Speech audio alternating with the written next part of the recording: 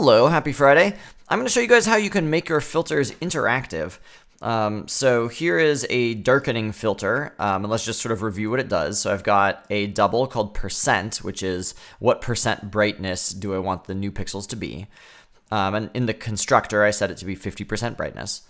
And then inside process image, I get the black and white pixel grid, I loop over all the pixels, and then I take the pixel value and multiply it by the percent. So right now my percent is 50%, 0.5. So that's like taking the grayscale value and dividing it by 2, which makes everything darker because 0 is black and 255 is white. And then I cast it back to short and I reassign it, and then I set the image with the pixels, and there we go. So just to show you what this looks like, here's my image. If I load the darken filter and then I show it, you can see that it's fairly dark. Okay, so let's make it interactive now. You may have noticed that there is another interface. There's the pixel filter interface, but then there's this interface called clickable.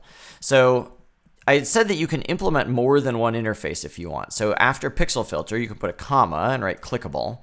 And now if you hover over the compile time error, it says that I'm not implementing all the methods that I need to implement. So I'm going to hit Alt-Enter and say implement methods.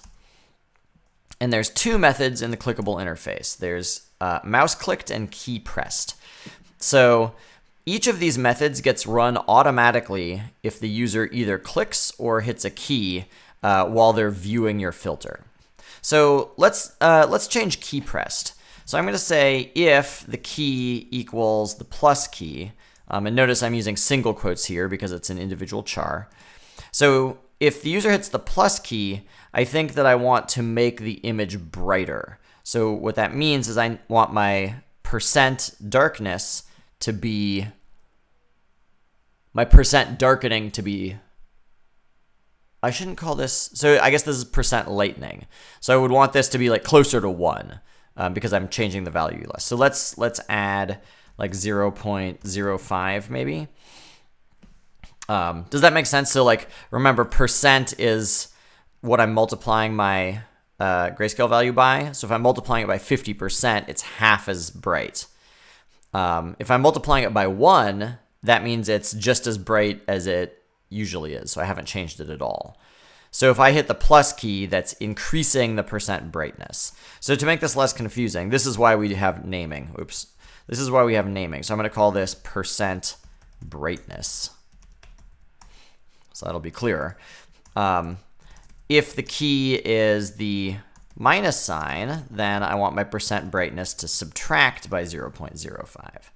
And I should probably also have something like if they hit the plus key and also the percent brightness is less than 1. Because I don't want to make it go larger than 1, and percent brightness is greater than 0. Okay. So let's run it, and I'll show you how that works. Okay, so darken filter. I'm going to show it, but now I'm going to hit plus, and it's brightening, and I'm going to hit minus, and it's darkening. And if you wanted to, it might be nice in here to actually display to the console what the percent brightness was so that we could see it. Let's do it again. Oh.